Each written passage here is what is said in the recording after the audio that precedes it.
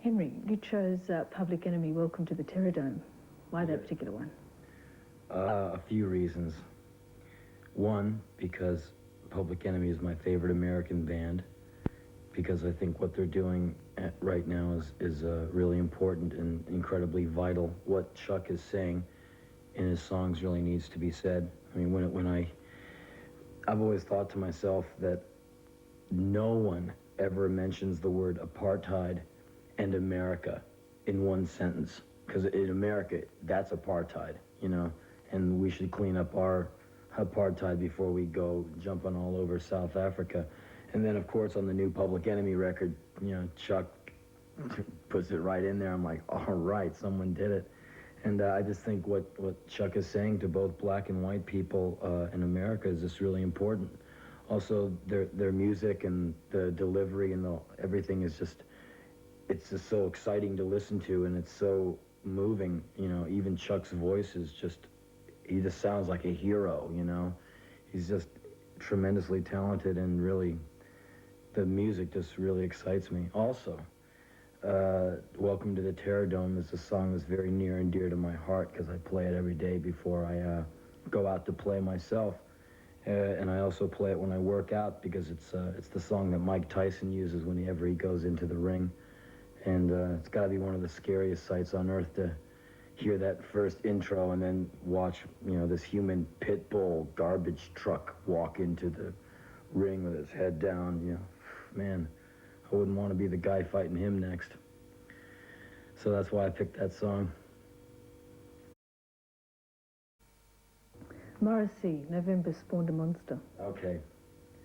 Morrissey. Now, the reason I picked Morrissey, because in my opinion, Morrissey just embodies every horrible trait that a human can possibly possess.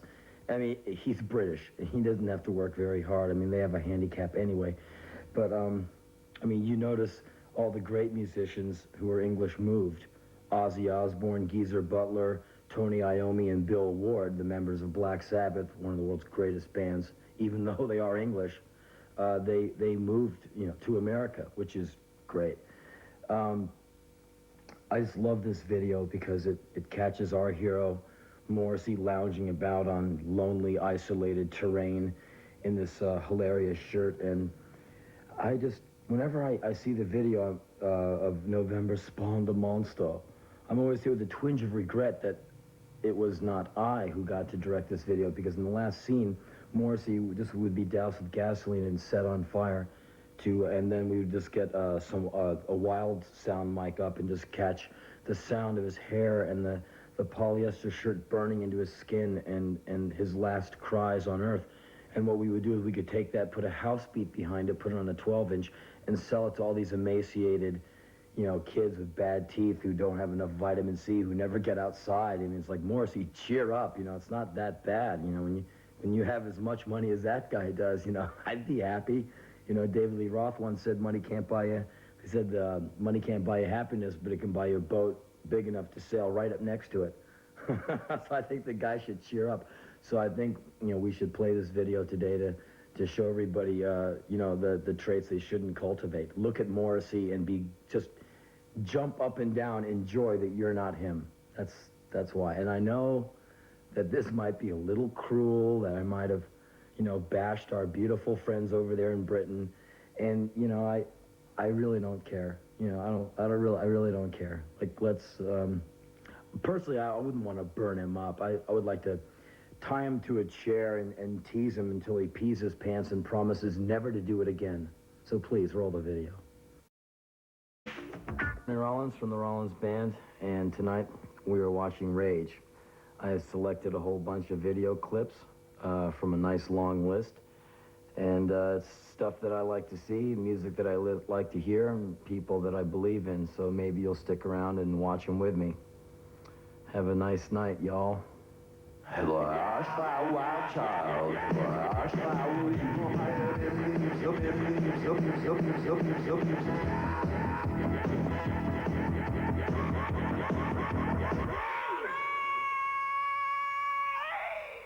John Lee Hooker, the healer. Yeah, John Lee Hooker is just one of the last great American hard blues players. I mean, he's one of those great ones, you know, one of those mighty blues legends, and he's still around. I've seen Hooker play 3 times, and I got to meet him. It was really amazing to meet the guy. I was going out with this girl at the time, and he tried to steal my woman. You know, me and this girl, we meet John Lee Hooker. I'm like, wow, hey, John.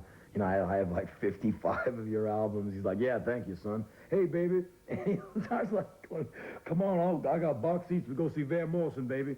Because he was opening for Van Morrison. And she said, well, I'm with him. And he looks at me, you got good taste, buddy. Come on, baby, let's go. He was trying to pull her away. Man, it was just amazing. I said, here's this like 75-million-year-old guy trying to scam on my girlfriend. Damn, he might just pull it off, too. We better get out of here. I mean, he did write Crawling King Snake, you know? And to see him play is just mesmerizing. You know, he's just got this thing about him. It's like watching a cobra or something. He just pins you with his playing, with his eyes, and with his rhythm. He comes from a real ancient thing that you're just not going to find anywhere else. And even the later records, you know, like something like that song, The Healer, is just amazing. There's a soundtrack, which I don't know if it came out here, but if you ever see it, you should check it out. It's a soundtrack for a movie called The Hot Spot. And someone turned me on to it last year. It's got John Lee Hooker, Miles Davis, and I guess James Blood Ulmer or Taj Mahal, playing together. So you've got Hooker doing his guitar, you know, moaning thing with Miles Davis soloing behind him. And it's amazing, you know, to hear like these two, like, you know, for me, gods, you know, playing together, and it meshes so well. I mean, they could just play like that forever, you know. It's a great record. But yeah, the Hook he's one of the, I'm so glad I got to see him in my lifetime. You know, I never got a chance to see Miles Davis, and so many of my musical heroes I never got to see play, like Hendrix or Coltrane, you know, Thelonious Monk, you know. I got to see Led Zeppelin. That's pretty cool. But it wouldn't have been as cool as seeing Lightning Hopkins. That would have been really cool. Iggy Pop, Living on the Edge of the Night.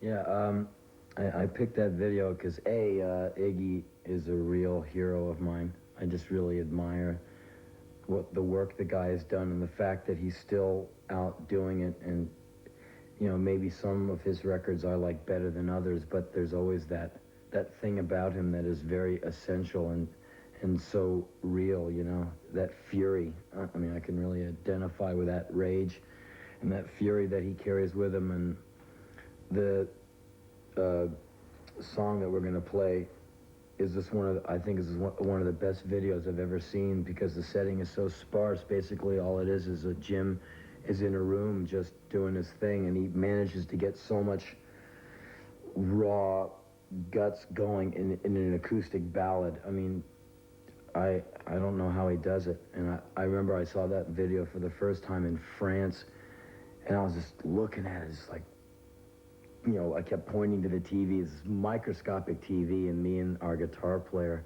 were in this room going, do you see that? God, look, he's oh man, he's so great. And our guitar player's looking at me like, you know, mellow out.